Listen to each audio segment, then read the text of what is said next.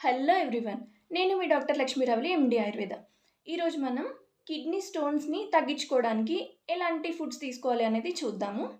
ఒకసారి kidney stones form అయ్యాయి అంటే మనం ఖచ్చితంగా వాటర్ అనేది ఎక్కువగా తీసుకుంటూ ఉండాలి. ఇది అందరికీ తెలిసిన విషయమే కదా! సో, ప్యూరిఫైడ్ వాటర్ తీసుకోండి. కోకోనట్ వాటర్ కానీ, లేదంటే నార్మల్ బాయిల్డ్ వాటర్ కానీ, బార్లీ వాటర్ కానీ, ఇవన్నీ రెగ్యులర్‌గా ఇంక్లూడ్ చేసుకుంటూ ఉండండి. దాంతో పాటు ఉలవలంటారు కదా మనకి. ఉలవలనేవి కిడ్నీ స్టోన్స్‌లో చాలా బాగా వచ్చేస్తాయి. సో, ఉలవలని ఉడికించుకొని తినడం కానీ, లేదంటే ఉడికించుకొని ఆ నీళ్ళని తాగడం కానీ, రాత్రంతా నానబెట్టుకొని పొద్దున్నే డైరెక్ట్‌గా ఉలవలు తినడం గానీ, దాంట్లో కొంచెం ఇంకా ఉల్లిపాయ ఇంక్లూడ్ చేసుకొని తింటే చాలా మంచిది. సో, దీంట్లో ఏదో ఒకటి చేసుకోవడం వల్ల మనకి కిడ్నీ స్టోన్స్ అనేవి కొంతవరకి తగ్గే ఛాన్సెస్ ఉంటాయి. ఇంకా డ్రమ్ స్టిక్ అంటే మునక్కాయలు గానీ, మునగాకు గానీ మీ ఫుడ్స్‌లో ఇంక్లూడ్ అయ్యేలా చూసుకోండి. వాటర్ మిలన్ జ్యూస్ ఎక్కువ తాగుతూ ఉండండి.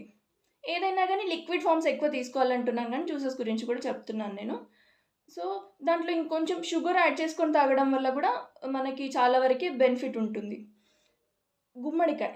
గుమ్మడికాయ జ్యూస్ కానీ, లేదంటే గుమ్మడికాయ క్యాండీస్ రూపంలో తినడం గానీ, చేసుకోవడం వల్ల కూడా మనకు యూజ్ ఉంటుంది.